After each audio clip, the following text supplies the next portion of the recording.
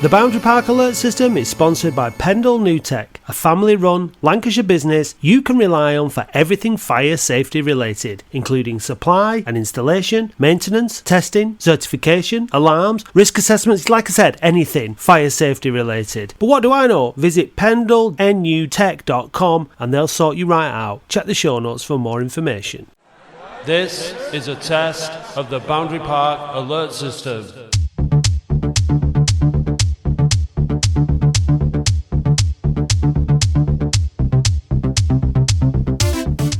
I'm back from the dead. It's sexy day for the Oldham fan zone and the Boundary Park Alert System. I'm stood with this fine gentleman. What's your name? Anthony Thomas. Anthony Thomas, you're now world famous because you're on the Boundary Park Alert System. So welcome to the fan zone. What do you think? 1 defeat in 7? Yeah, just need to be a bit more consistent in front of goal. You get that goal scenario sorted out, centre forwards, and you've got half a chance. Yeah, and also we've had the signing of Fabio Giallo. What do you think of that? Another Jez. Another Jez, what do you think? Yeah, you've got to give the young lad a chance, haven't you? Don't really know much about him, but like I just say, you've got to give him a chance. Yeah, we've got Kane Taylor as well, who's only featured 10 minutes. So what do you think today then? Cambridge are unbeaten in 13 and they've got one better goal difference than us. I think it's going to be a tough one, but if they play like they played against Walsall, straight at them, got half a chance. Go back, they pressure you, what? You know what I mean? And, yeah, good teams do pressure you, but you know, you've got Joe Garner leading the line, so it's yeah. What do you think of his performance this season so far? Dynamite, isn't he? He's, just 38, he don't look it, does he? Just the man. I wish I could run that at 38. All right, then. 38, rather. Anthony, you've been brilliant. Thanks very much. Cheers. I'm just here with two gentlemen. One's got chicken wings and crisscross potatoes with hot sauce, and another one's got barbecue sauce. It looks very, very nice. What's your names, lads? Chris. Chris what? Elliot. You're now world famous on the Boundary Park Alert System. And what's your name, pal? Xander Elliot. Xander Elliot, you're just dying to have a chip there. What do you think? Last 7 games, 1 defeat?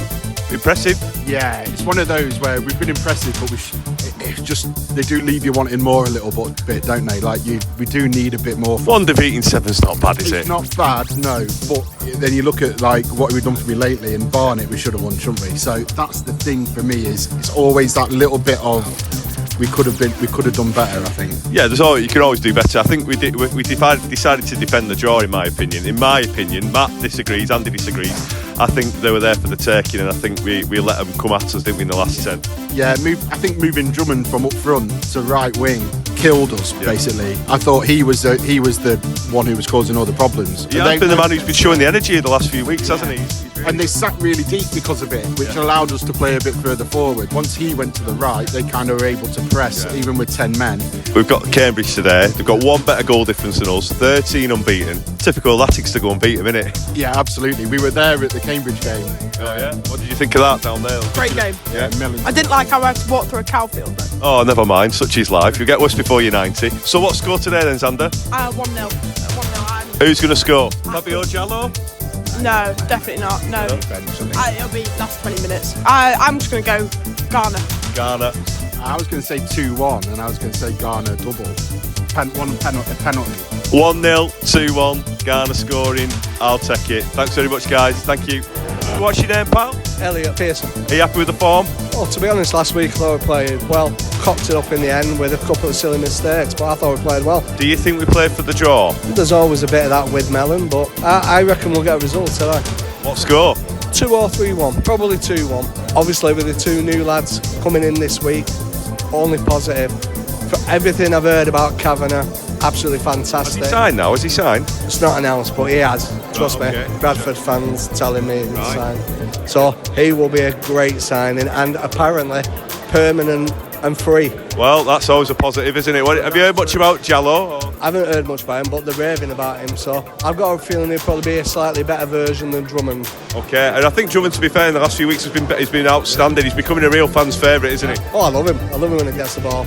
Yeah, my arse is out of my seat then, and a bit of excitement. Would you play him wide or would you play him down the middle? He causes more trouble down the middle. Yeah, I agree. When we played at Walsall, he had Flint in a mess, and Flint bossed it here. We've got a guy here who keeps saying, yeah, I agree. What's your name, pal? So, Conrad. Hi, Conrad. What do you think then? Down the middle for Drummond then, yeah? It's definitely down the middle for him, and I think he offers us each game, each week. He's given us more and more Effort, isn't it? I agree. Excitement. The frustration is we've got obviously the big strikers who they're not getting the goals, but I feel that Quigley's getting a bit of a bad time. Yeah, he scores more than Fondop, and he actually does stuff with his headers. Just here a gentleman who is doing his own match attacks Oldham Athletic cards, and they must say they're very good, and he's kindly given one to my son. What's your name, mate? My name's Joshua Barnes from Oldham. Yeah, and where can we find these match attack cards, mate? I started making them last season, but I like creating them and giving them to the fans and the players. Yeah, and you've had them all signed. They're absolutely cracking, aren't they? My Instagram is Joshua2647. If any fans are out there for the young kids, have a look for the match attack cards. Cheers, mate. What score's it going to be today? I'm going for a 2-1 Oldham.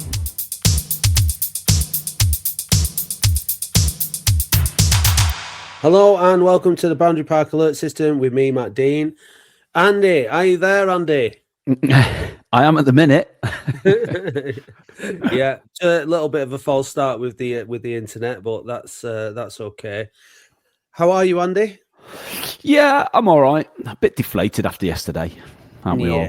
Yeah, it was the heaviest defeat of the season. Certainly the heavy. I mean, with 3-1 away at Notts County was the worst before that. Home game, that was the worst beating of the season. We've got through to the end of January without getting what I would really describe as a tonking. I think 3-1 away at Notts County wasn't the end of the world, but got a bit of a tonking yesterday. So we'll have to talk about that. That's just the way it goes. Such is our lot in life. But we don't have to do it alone, Andy. We're joined by a debutant fan guest. So go through the ritual of asking the questions, please, if you would. I will. When was your first game, fan guest? I've actually dug out the programme. And oh, nice. It's, you can see that same season I went. So, yeah, it was on the Friday, the March 6th, 1987. Oldham Athletic versus Reading in the Today League Division 2. I think I went because it was at a time when they used to give free tickets to schools, and for some reason, I don't know what scheme that was. And that must have been why I went. And I went with my dad. I couldn't really remember much about the game. I think we sat to the right of the tunnel in the upper stand there. I couldn't remember the results, so I looked it up. We won 4-0, but I couldn't find out who scored. And at the time, we were third in the division, behind Portsmouth and Derby, who both went up. That was the first season of the playoffs. Heartbreak to Leeds. Tommy Wright crying. Blah blah blah. Yeah. Do you know those goals from that game, or at least one of them, is on the internet? Is it? Yeah, I'll dig it out for you, and we'll send it. We'll email it to you afterwards. Roger, I did try, but there was no way of. It just told me the results. So yeah, Roger. There's a Roger Palmer goal on the internet from that game. I'll dig it out for you, and we'll send it. We'll email it to you. Who was your first favourite player then? A tie between Andy Ritchie and Roger Palmer, I guess, around that era. I wasn't really going to many games, but more of an armchair fan, but the buzz around that was starting to build around the club at that time, then I guess those two were just spectacular players, really. Yeah, they were. Yeah. A very, very common choice of our era, I shall say. Yeah. What is your favourite ever away game, Fangast? Well, I have an awful record of away games. Prior to Wembley, my last away game was in the 2014-2015 season at Preston North End, mainly because it's 2 miles down the road from where I live. And prior to that, I've counted up because I'm a bit of a numbers geek and I keep records. So since I've started keeping a spreadsheet of Latics from the 2001-2002 season, I've been to 45 away games and I've seen us win 8 times. So I stay away. I'm a bad omen. I've been to Accrington twice this season, and they've lost both times playing awful football. So I just don't go. It just what's the point? I also don't. It's a bit. I'm a bit of a nana. I like staying at home and just some particularly as going a woman on your own. I know it's a bit off topic, but it can be quite intimidating, and some grounds where there's a heavy police presence, which is unnecessary, and drunken fans, and I just stay away really. So I can't really say if you'd let me have the playoff game at York, even though I didn't go in person, I went to Boundary Park and watched it on the screen. Does that count as an away game? Yeah, you can have that. We'll give you that. Right. We'll give you Thank that. very much. Can you give us a little known fact about yourself? I have played on the Latics pitch. Again, the details are a bit sketchy, but it was when it was a plastic pitch. Again, something from school, I don't know, a PE teacher organised us to go down, and I don't even think it was a proper game. We just randomly kicking a football on the plastic pitch. So, I don't know, 86, 87 at the time, I don't know. Yeah. I remember being told, don't fall over because it was really I remember on a plastic pitch. So, that's it really, on the hallowed turf. Yeah, you played on it, Matt, as well, I assume, we've all had a go. I remember that kind of thing, where the schools you get invited and stuff, and also the tickets and stuff. I think some of my earliest games were the free tickets from school, sort of program and things like that. So, I remember all that stuff. Remember I was talking about this to someone the other day about the grit sand that was on the pitch. It wasn't just that it was a hard plastic; it had actual really coarse sand on it. So if you did skid or fall on it, that's what took the skin off. So it was for the brave anyway, getting stuck in on that pitch, that's for sure. It was. I've actually got a little bit of the plastic pitch in my loft room. I don't know whether when you stayed here, Matt, whether you looked at it, but it's on the shelf up there somewhere. Well, yeah, you used to have, but because that was small, I put it in my bag, took it. No, we've got one of them as well in the family. One of those pitches. I remember when they dumped it all in that Plumpton Clough bit out the back. They took it all up, and they shoved it in the back. I don't know if they ever got rid of it or if it just wasted away over the years or whatever, but they dumped it. So there was actually loads of it. They were selling these little commemorative plaques, but there were loads of it just dumped over the thing. I don't know if I remember rooting around the back of Boundary Park, well, there's all this plastic pitch here, but I don't know how old you were, 12, what are you going to do with it? You know what I mean? But anyway, so there we go, reminiscence on plastic. But big question, who are you? I am Ruth Travis, currently residing in Preston. Been a season ticket holder since 1999. 25 years of misery, really. Apart from the 1st of June last year was one bright spark in 25 years. Yeah. Welcome to the podcast, Ruth. There's many of us that have a way, feel that the away curse like that. You're right up Andy Street there with your spreadsheet and your stats and stuff. He's into that kind of thing. But yeah, it felt for a long time, especially if you couldn't travel every week or whatever. It felt like long time. You were going to a lot of away games and just never seen a win. And equally, a lot of people going to Boundary Park who maybe didn't go every week, feeling the same thing. So it didn't matter if it was home or away.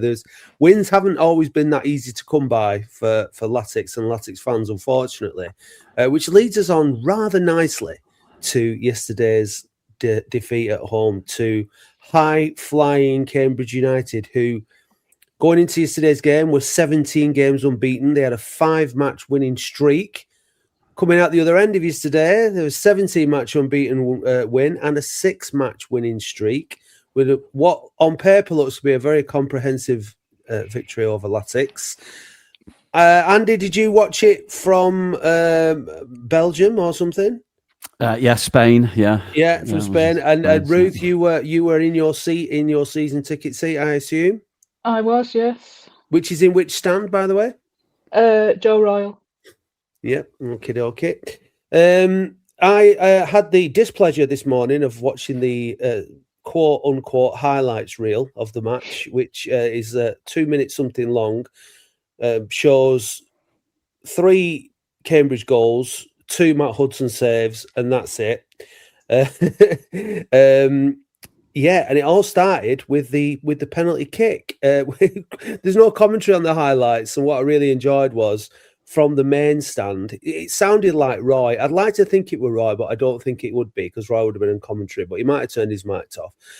Someone shouting "cheating bastard" to the referee, which I thought was quite funny.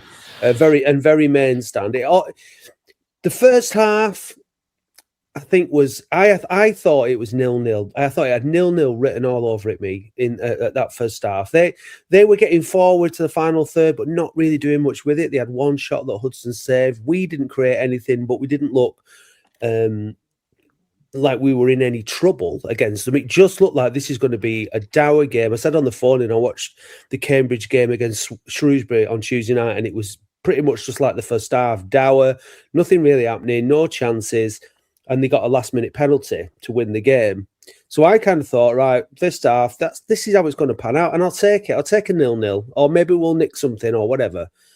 But then it just all went disastrously wrong in the second half, didn't it? What was your view of the penalty, Ruth? From the highlights, it looked soft. It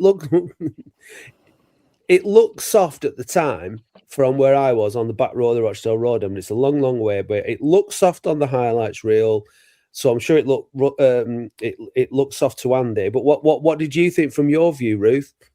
I thought it was straight out of the Joe Garner school of falling down and playing for and got. Really, it was. They weren't much contact. It was Woods, I think, wasn't it? From they weren't much, but referee, not surprisingly, gave it. So. It was either a penalty or a yellow card, wasn't it? It was one of those where you're going to book him for diving or give a penalty. But we can blame the referee all we want, but let's talk about the defending that led up to it. Let's talk about Manny Month, Daniels. It was 2-on-1 when that ball, that just a big hump up front, and they just failed to deal with it, didn't they? Well, Manny really who failed to deal with it and then got themselves into all kinds of trouble. Woods, to his credit, had come bombing back to try and help out. But it was just a really, really soft way to give them a lead. Yeah, I mean, we handed over the impetus from that point, didn't we? And then they grew into the game, and we looked at 6s and 7s really. I thought it's Manny Month really that led to that problem with his error. But he does that a lot in games, doesn't he? He's quite sort of he appears quite languid and a little bit relaxed and too relaxed in certain situations. But the amount of times he comes out of them with the ball at his feet, where he just muscles a player out of position, or he just turns them with his body strength, and he's quite happy to take control of the ball, dropping out of the sky, so you sort of watch him do it, and you're thinking there needs to be a bit more urgency here, Manny, as you can see him not get hold of the football. And you sort of have to take the rough with the smooth a little bit. I actually thought Manny Month had played okay until that point. I thought Daniels was the one that looked the shakiest of the two centre-halves. And so you're going to get a mistake out of your players every now and again, and you just have to, I guess, roll with it, roll your sleeves up and crack on. But the defending afterwards from that point, it was just shocking. Their second goal, I don't know what was going on with that. There was no one following. Again, a bit like the Barnett goal last week, just no one tracking runners. And the whole thing just fell apart. I have to say, from my perspective, there aren't many players that come out of it with much credit. Maybe the goalkeeper a little bit, but I think that the midfield needs a bit of a shake-up. Did Pet go off injured? Do you know? Was Pet injured, or was it tactical? I'm not sure. I don't know. I've not listened to Mickey Mellon's interview. Me neither. Yet, so we'll have a listen to it shortly and see what he says there. But I thought in the first half, any threat that we had came from Pet linking up with Caprice down that right hand side, and then they were putting balls in the box. No one was getting on the end of it. So when Garner went off and Quigley came on, you're thinking, right, we'll keep trying to get those balls in the box, and maybe Quigley will, get his head on something. But that didn't happen. I thought Hannant did absolutely nothing when he came on. He was absolutely shocking. And just to go through the goals, the second goal, it was Stevens who was with his man, he was running Stevens ragged. He got himself into a crossing position. Manny Month had the opportunity to go and close down the cross. He didn't close down the cross. He put the ball in. If you watch on the back post, Hannant doesn't even get off his feet to try and put a challenge in with the defender at the back post, and then Caprice is flat-footed and they just tap it in. So it was just, you can point fingers at errors all over that move. It's a team game, and collectively they didn't stop the goal. The third one was just our free kick, which is always galling when that happens. It's happened before this season. Can't remember which game, but I know it's happened before. And they go down the other end and walk through us, basically. So it was really disappointing, the nature in which we lost the game, because in the last 2 games we've shipped 6 goals, and that's not what our season's been like, is it? And you just got the feeling with Cambridge that like they're in that winning streak, aren't they? Things are going for them. They're full of confidence, and it is what it is. We didn't have a shot on target yesterday, and we didn't make the keeper work once, and it was just collectively, I think, a really, really poor performance.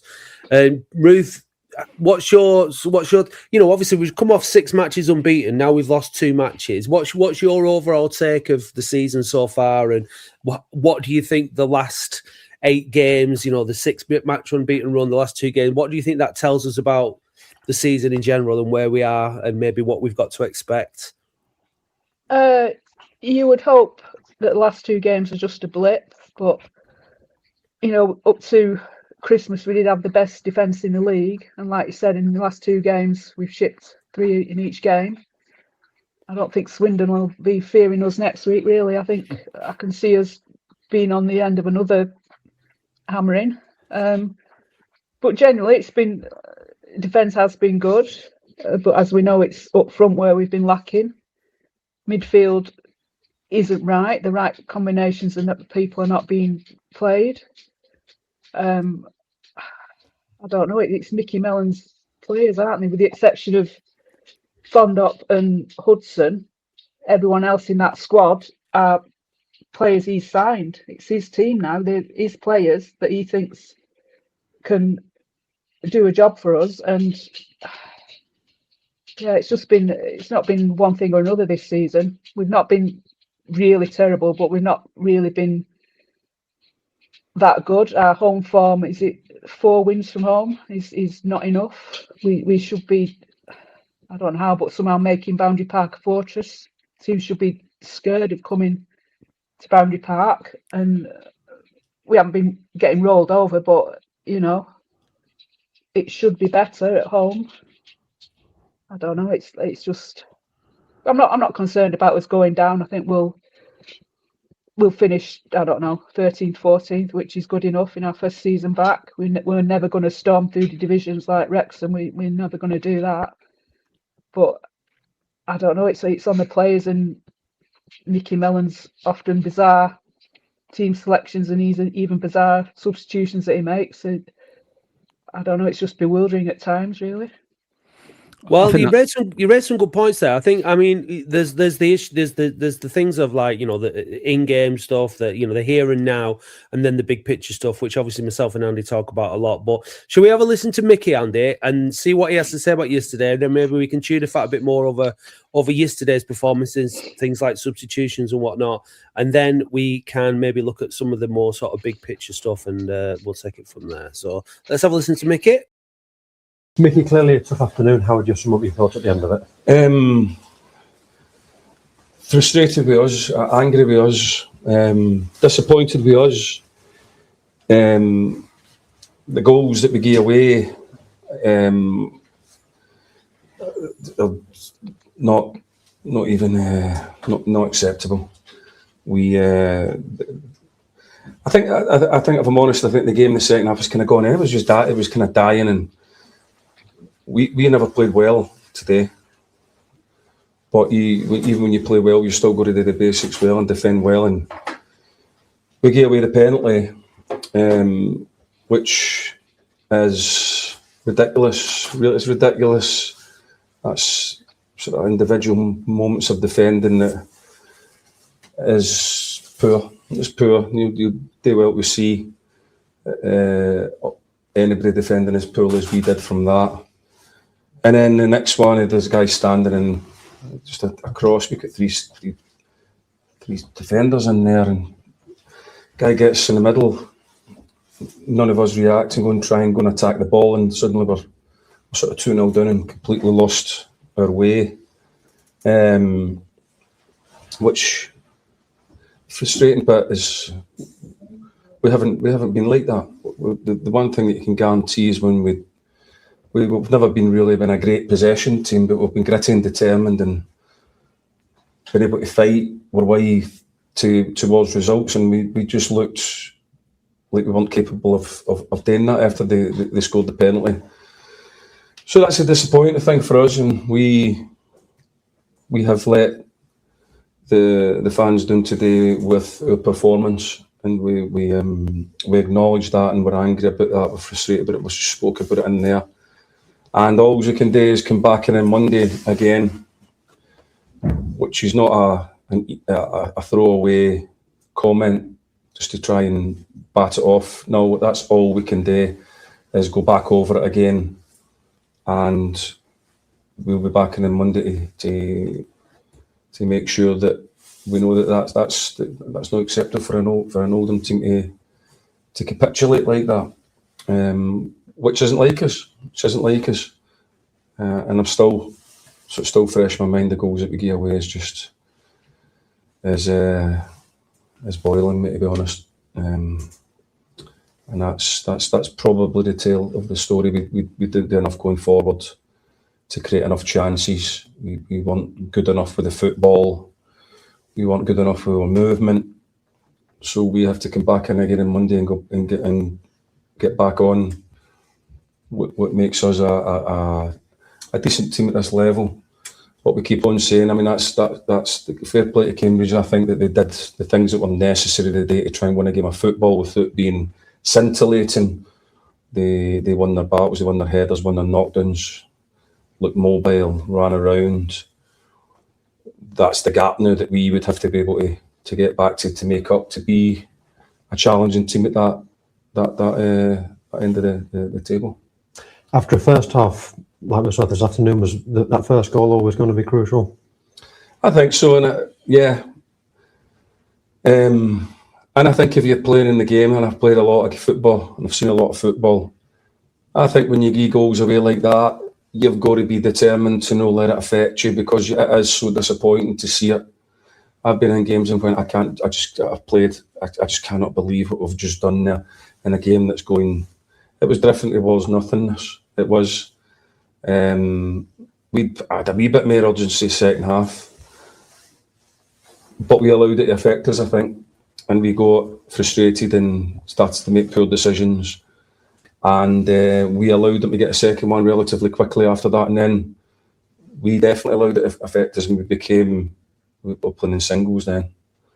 I thought my goalkeeper was very, very good again, but I'm angry. I'm angry, but controlled anger.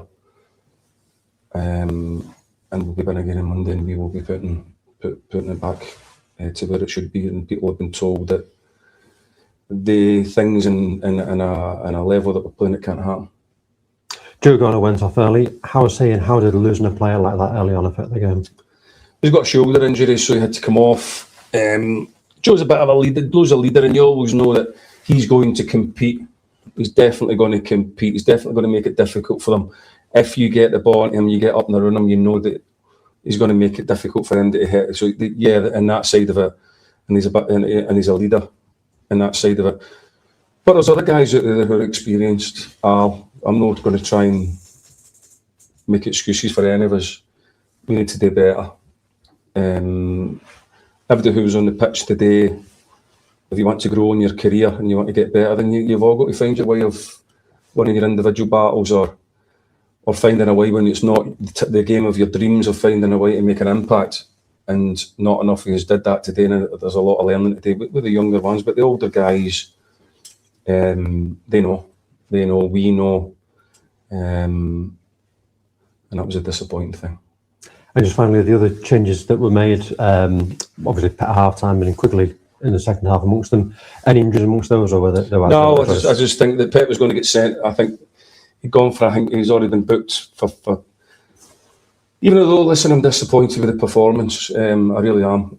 I'm disappointed with us, but I don't think the game went longer than 15 seconds without the referee blowing his whistle, which made it difficult to get any kind of momentum going anyway. And there was some bizarre decisions, so I was worried about him sending Joe off. And I wanted to bring the new boys, just try and inject something at that end of the pitch with a bit of, try and find a wee bit of enthusiasm and a bit of imagination in that end of the pitch. And certainly we found a wee bit, but not enough to get us in the game. When you defend like that and you get goals away like that, it's going to be very difficult to try and score 4 goals to win a game at home. Which isn't like us. Our strength has been we're defending. But today, as much praise as what we've had for the defending that we've undoubtedly done and defended very, very well, we are responsible for the poor defending that we did today in order to make it very, very difficult for ourselves to get anything out of the game. Thanks for your time. Thanks, Al. We're the fire experts, fire safety experts at Pendle New Tech. We train fire marshals, fire safety marshals at Pendle New Tech. Pendle New Tech have fire experts across the UK covering all your local and national needs. With over 100 years experience in the fire safety industry, you know that you can trust Pendle New Tech. Right, enough of that now. That's Mickey Mellon's assessment of the game. Ruth, what's your take on it? I think he's been honest and he's seen what we've seen, been frustrated, angry and disappointed is what he said. I think everyone yesterday felt that, and I struggle to see what he's really going to manage to change. But if he believes that this week in training they can do something different, then let's see what happens next week. But again, I'm struggling with his choice of players he chooses and in his substitutions, like bringing on Quigley yesterday was not the right player to bring on. He should have brought Fondop on then. But he sees something in Quigley that the rest of us, I think, are struggling to see. He keeps playing him, and I don't know. Like I said, it's his team, so it's down to him now to, see what response he gets from the players this week and put this week behind us, this match behind us, and crack on and try and go again. But I don't know. The Quigley Fondop debate, Andy, was something that was going on around us in the stand yesterday. My brother was adamant that Fondop should have been brought on, much like you, Ruth, and Adam to my left was suggesting that Quigley was a better choice. So that's football. That's why we go. We have these debates. Part of the joy of watching even a crap game is that you are able to have these discussions while you're watching it. What did you make, Andy, of the selection, the substitutions? Do you think that figured in the result yesterday, or was it my view with the Quigley Fondop thing is it didn't really matter whether it was Quigley or Fondop. I didn't think we would actually have made any difference yesterday, and it was the poor defending that cost us the game. But you're nodding, so I assume you agree. That's my point of view. I mean, Fondop came on later and did absolutely bugger all as well. So I don't think. I think there's a Rizzler paper between them. To be honest with you, it's why I wouldn't have signed Quigley in the first place, because we already had Fondop. So if we wanted a target man who'll put himself about, we've already got one. I didn't see any reason to sign him. So it didn't matter to me. I mean, the bigger issue, in Quigley and Fondop's defence, the bigger issue for me is service. Like the players can only really deliver with good balls into the box, and we're dreadful at the minute. Short of a couple of corners from Woods a few weeks ago at Walsall, we've been dreadful at dead balls. Don't get past the first man. Too long, too floaty, not whipped in enough. We don't cross it. We don't cross it when there's a chance to cross it and come back.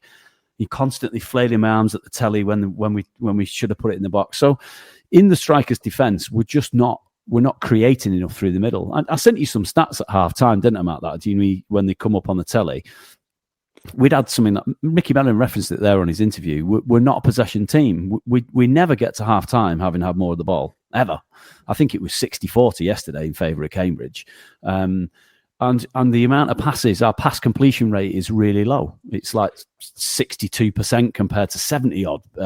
We just give the ball away all the time. Andy, we got a message in one of the group chats from my mate Adam. Shout out Adam Holt.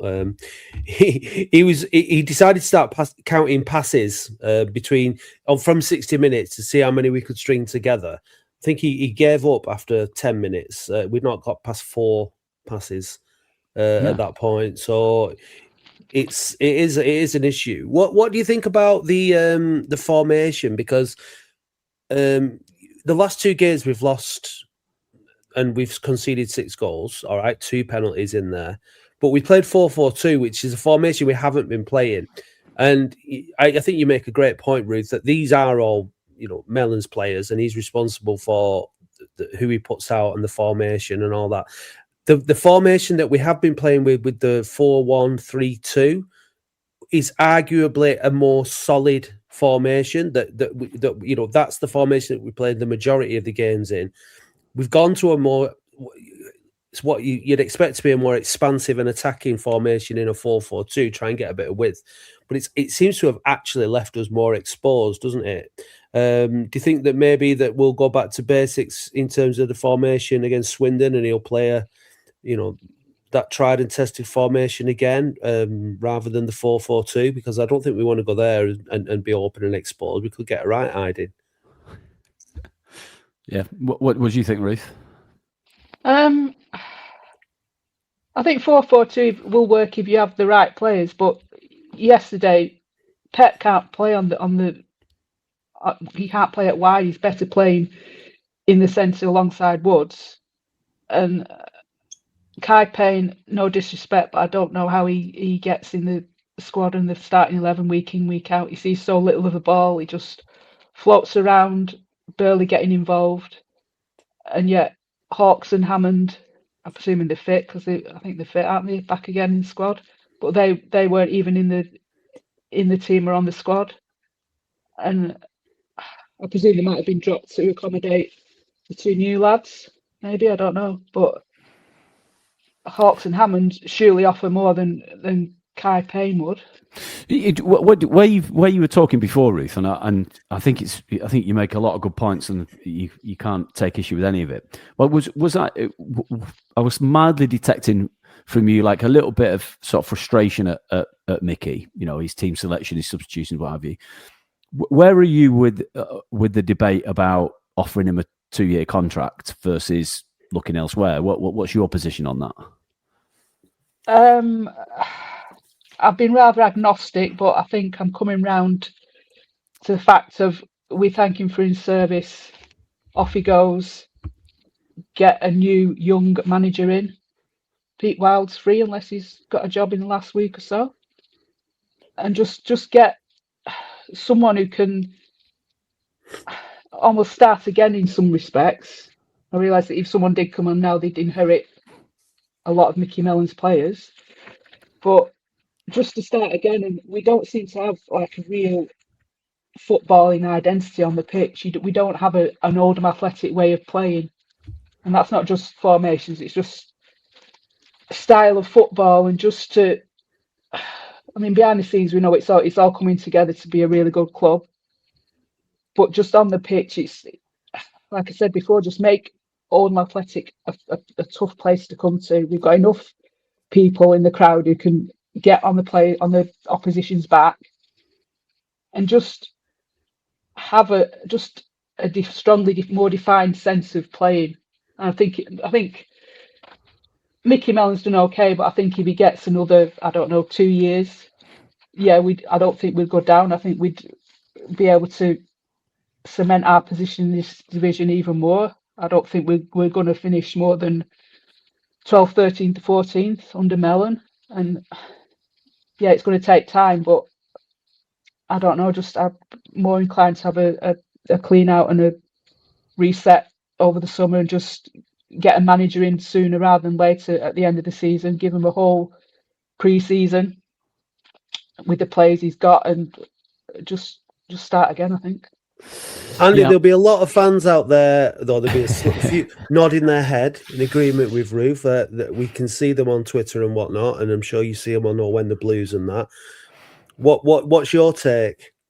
Yeah, I mean, I always find it funny going on social media after, you know, we put a good performance in and we string a couple of wins together, and people are, you know, predicting top 7 finish, Wembley visits again, all that sort of stuff. And I don't think that's likely. I've never said at any stage I thought it was likely. And then yesterday, you know, you see Armageddon and people catastrophizing, you know, Dave's in our group catastrophizing straight after the 90 minutes, as is his will and his want. You know, and I just think that's kind of an overreaction as well. I think the point that Ruth makes, which it's kind of the thread of the point that Ruth made, which I think is reasonable, and we're touching upon it with the possession-based stats and what have you, is Mickey Mellon's style, if you're going to give it a description, is gritty and determined. And he said it in that interview then. And yesterday they didn't live up to the standard that he expects, hence he's angry. But that gritty and determined style, when it's a low possession game and a bit direct, you've got to be picking up points for it to be acceptable, haven't you? Because once you start putting a game or two together where it's not gritty and determined and it's a bit shit and you're getting beat, it's not very good to watch. Actually, everyone got clapped. The fans clapped them off at Barnet last week. Got beat, but they clapped them off. Nobody was complaining because actually the performance was okay. Yeah. But yesterday the performance wasn't okay, and I think that's what probably makes people sort of look elsewhere. I mean, from my perspective, whilst I understand everything that Ruth said and the points that people make, my view is that he's earned the right for a contract extension, and I would give him a contract extension. You know, my ideal solution would be a 1+1, but if he isn't going to accept that, then 2 years, so be it. Because I think he has made progress. You've got to look at the bigger picture, where we were a year ago to where we are today. He's got us promoted.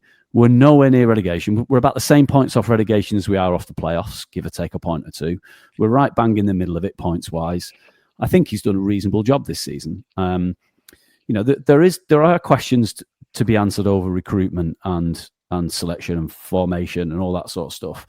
But I think let's see what he does between now and the end of the season on that, because I think he's got to change it. For me, I'd hook Woods now. I'd give Woods a rest.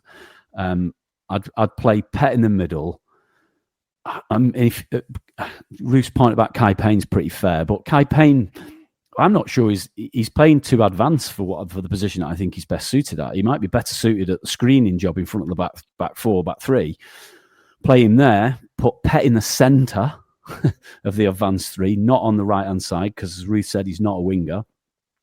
And play with some proper wingers, whether that's Stevens or J-Lo or Jallo, however you pronounce it, whether that's Hawks.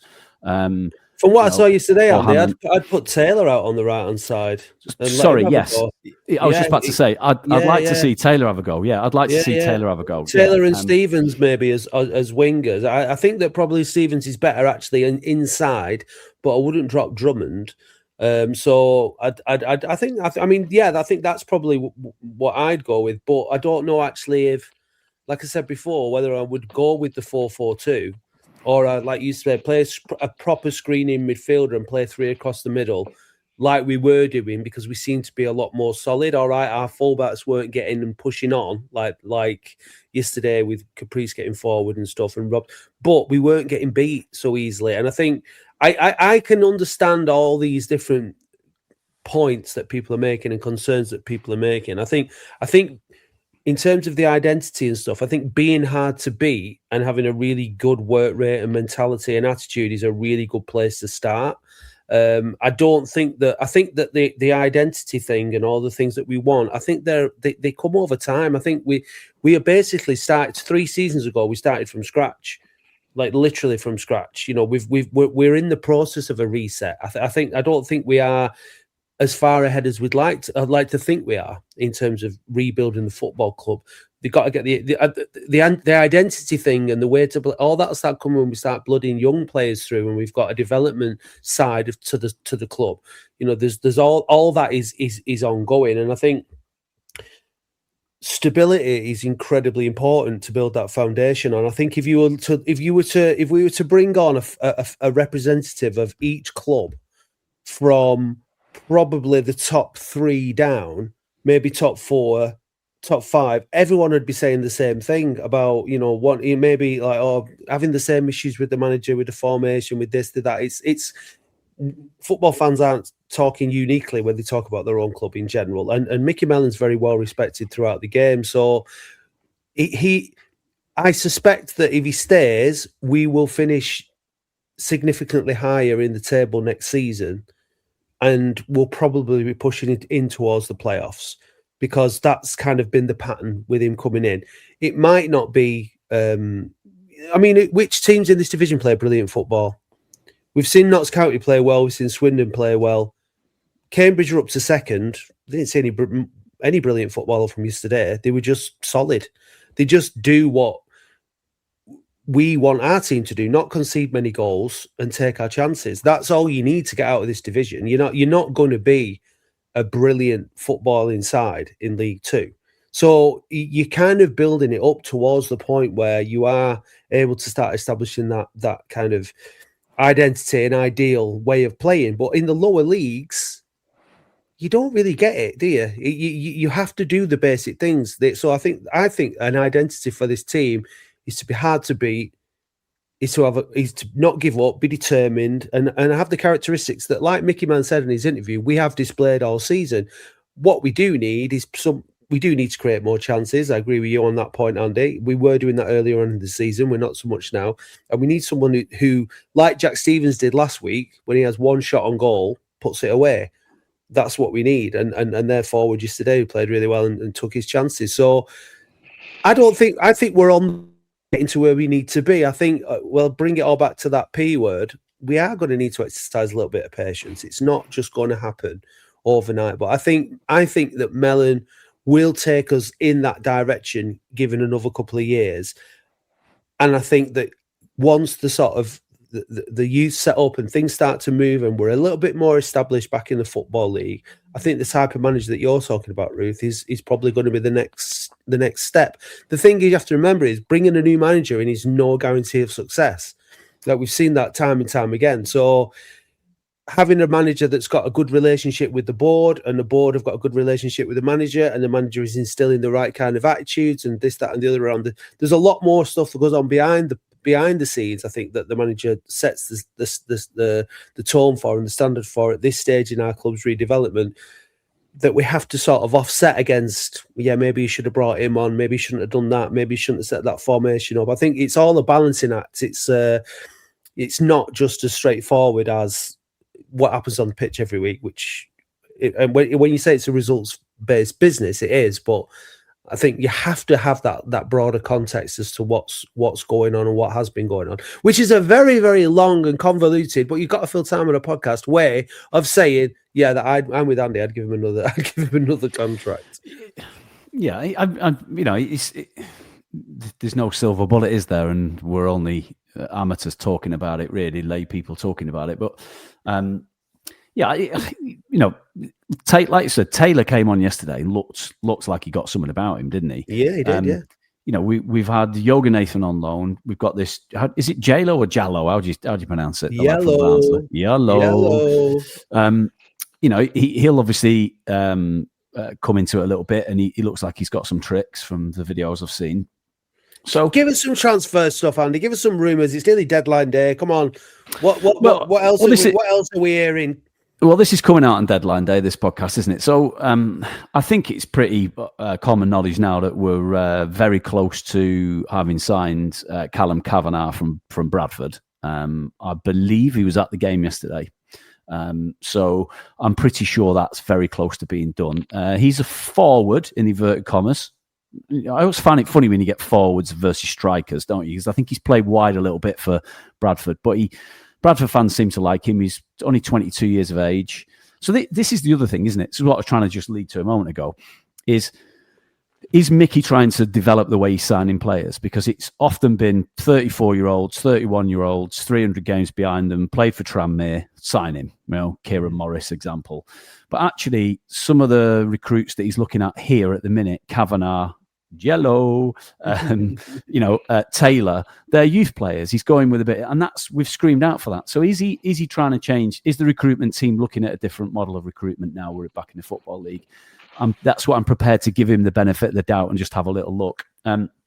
I think there's one or two more to leave potentially, because I think if you go on Twitter, Mike Keegan reported on Friday night, I think, that the Kavanagh signing may well be permanent. I thought it was a loan originally, but it might be permanent, which maybe indicates that we've freed a bit of cash up by shipping some players out. So I think obviously Billy Waters is one obvious example, but I think there may well be another player potentially leaving.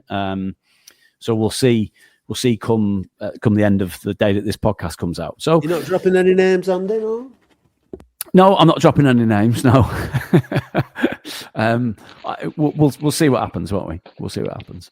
Where are you at with recruitment, Ruth? Are you liking some of the players he signed in this window, or are you reserving judgment? Yes, Taylor looked lively the little bit that we saw him yesterday. Yellow didn't really get much of the ball. We just need an out-and-out striker who can get 15 to 20 goals. You look at all the teams at the top of the division; they've all got that. We haven't. I know Mellon Jr. was perhaps on his way after a bit of a slow start. He got to 10 before he got injured. He could maybe have. Unfortunately, he's still on course to being the top scorer, isn't he? And not playing for half a season. So, but you just that's what you need. A proper striker who can get 15 to 20 goals, with another one who can get 9 or 10. Some attacking midfielders who can get another 7 or 8, and that's what you need to be up there. And we haven't really.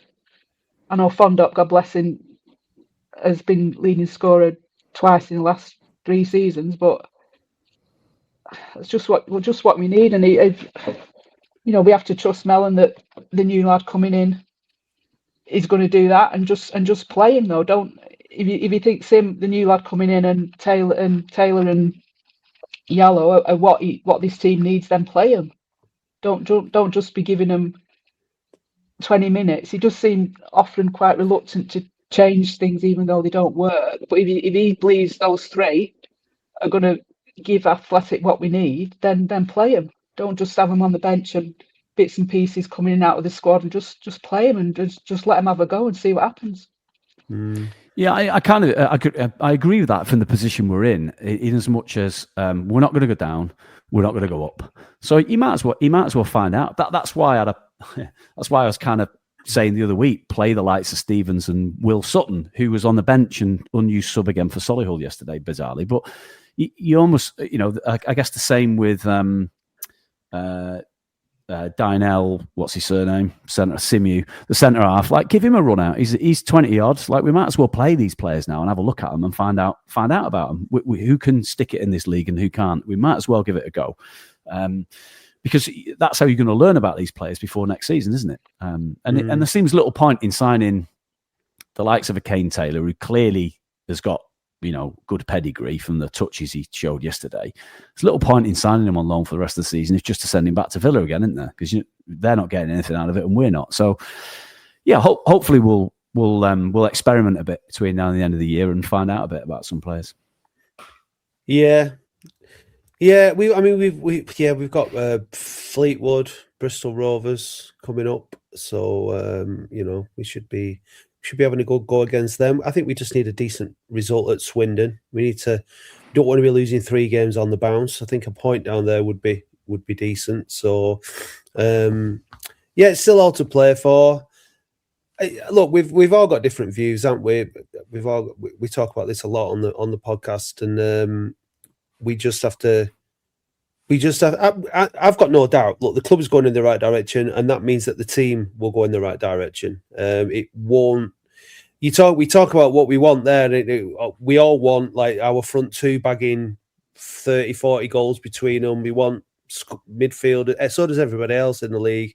So does everybody else in League One. And there's teams, unfortunately, because we've been out of the foot. Visit legacypets.com and tell them that you're part of the Latics family too. Ziggy! Never worked with children and animals. No, that's right, Ruth. Yeah. It's all right. I threw something at him and now he's moved from the window. Ziggy, I'm going to warn you, these objects are going to get heavier and heavier. He doesn't fear me enough, does he? No. Right. Okay. Shall we do Latics Mind?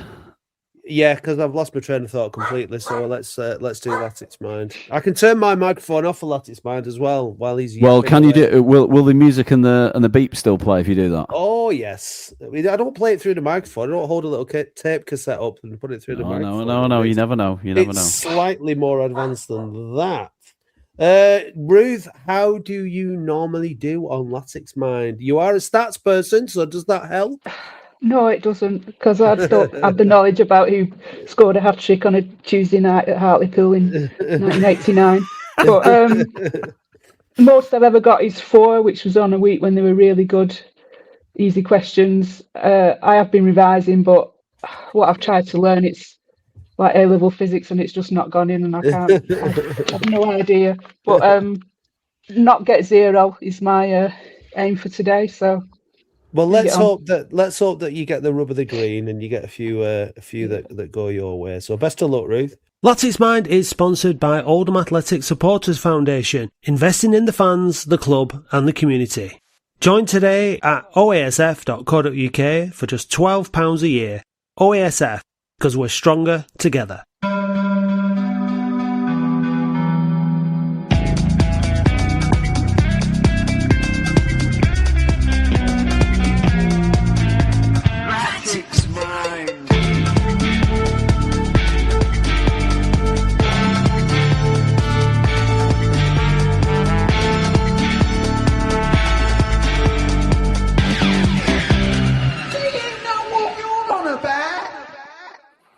Who am I? I played for Latics between 1992 and 1995. I started my career with Scunthorpe. I won a league title with Everton. And at the end of my career, I scored an FA Cup goal against Latics.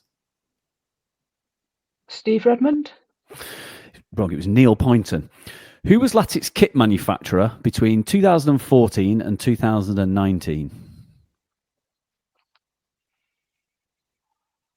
Umbro? Sondico. Who was Latics captain in their first 2 seasons in the National League? Pass. Name the Dutch midfielder that Latics signed from Bulgarian club Chernomor in 2016. Pass.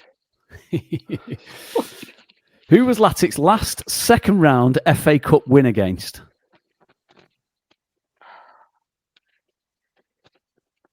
Pass. During Latics' 3 seasons in the National League, our top goal scorers over that period were Mike Fondop and James Norwood, with 42 and 29 goals each. Who name one of the 2 players in 3rd place with 9 goals?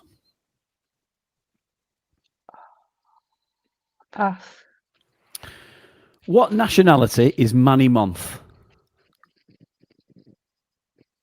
Cameroon. Correct. Who was Latics manager on Boxing Day 2020?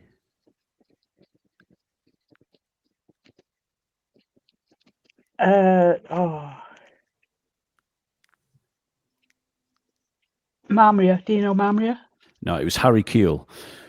Which former Latic am I?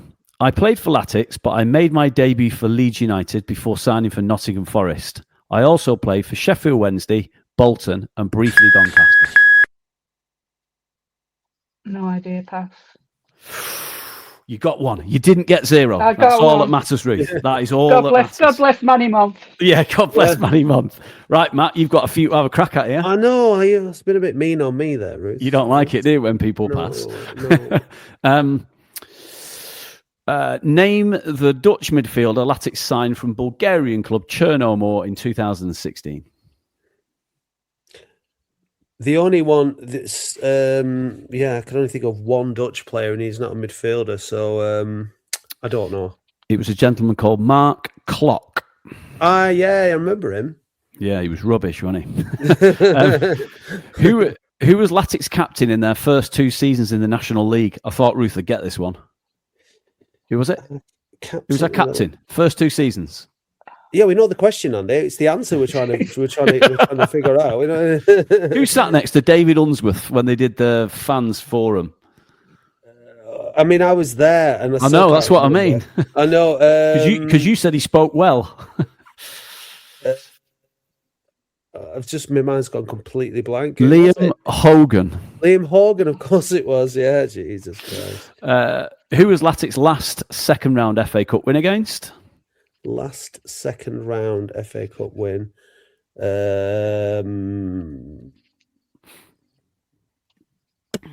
It was 2-1 away at Bradford, which led to us playing Bournemouth in the third round in 2020. Wow. Mike Fondup scored 42 goals in the National League. James Norwood scored 29. 2 players scored 9. Can you name one of them? In the National League. Nathan Sheeran. Nathan Sheeran is correct, Ruth. There we go. Yeah, well Nathan done. Sheeran is correct. The other one is Alex Reid. So either of those would have done you. And then the final one, I think you might kick yourself here as well, Ruth, potentially. Which former Latic am I? I play for Latics, but I made my debut for Leeds, signed for Nottingham Forest, also play for Sheffield Wednesday, Bolton and Doncaster. Tommy Wright? No? One of his best mates. Richie? John Sheridan. Oh. Pressure. It's easy when you're not doing it live. It is, you're right. It is much easier when they're not being fired at you. I don't think it is. It is hard. I mean, my mind was completely blank, to be honest with you.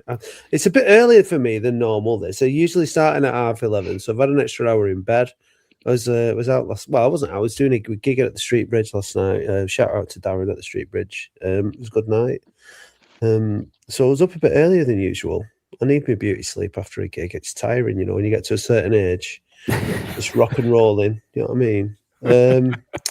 So I'll put that down, but no one's going to believe me. Everyone knows I'm useless at Light's Mind anyway. So, but yeah, you got one. You got Camry. I wouldn't have got that one. I probably would have ended up on a blank there this week, me, Ruth. So you did all right pulling that one out of the bag.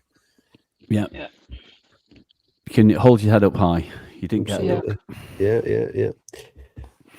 Have you got any other business, Andy?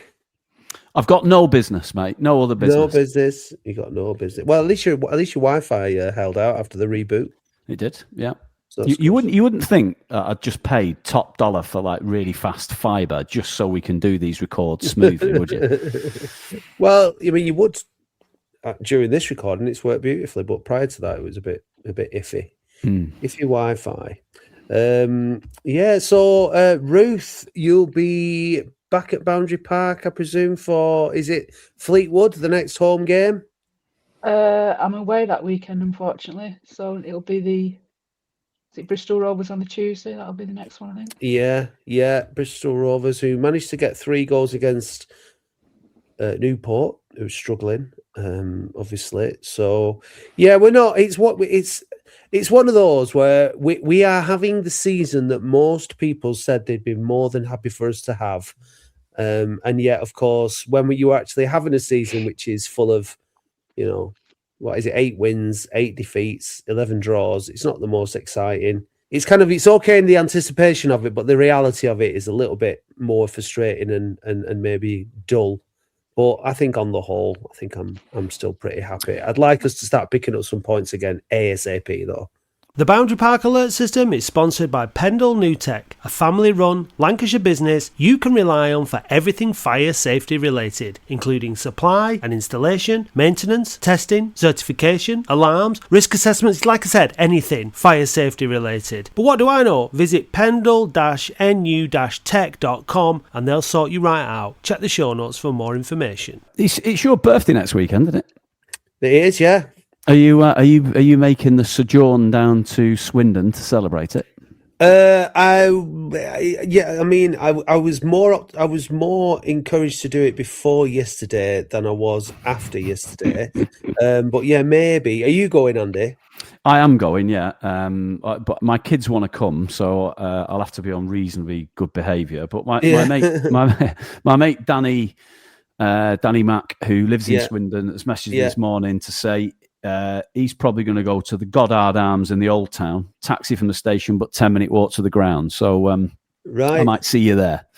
Okay, well that's good to know. Yeah, I mean, I do fancy it. I've never been to Swindon, so I want to tick it off. And yeah, we could make a day of it and enjoy myself regardless. That's what away days are about, isn't it? Making a day of it and not worrying too much about the football. But yeah, we're going to need a big response from the players next week against Swindon. It's not going to be easy. Maybe we'll see one or two new sort of starters in the starting 11. Maybe we'll see the back of 4-4-2. We do not know. But we only have to wait a week to find out, all being well with the weather and whatnot. At this time of year, as you well know, Ruth, it's not the warmest. No. That links to a personal conversation we had earlier, which we won't go into. But Boundary Park is not the warmest place, but there is hope on the horizon. It's nearly February, which means it's nearly March, which means it's nearly April, which means the season's nearly over, and that's that'll be good news for all of us. Ruth, thanks very much for getting in touch and joining us on the podcast this morning. It's been good to talk to you. Yeah, thank you for having me. It's a pleasure.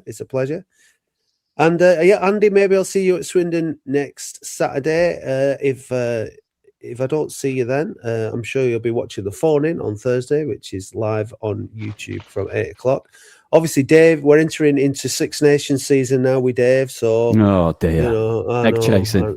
Yeah, exactly. He won't be at the games. He'll be at Twickenham, and I think he's going on some trips. I think to Dublin and maybe Edinburgh as well. So just a couple of pints for Dave over the next month or so. So join us then, and thanks a lot for listening. And we'll see you all very soon. Cheers.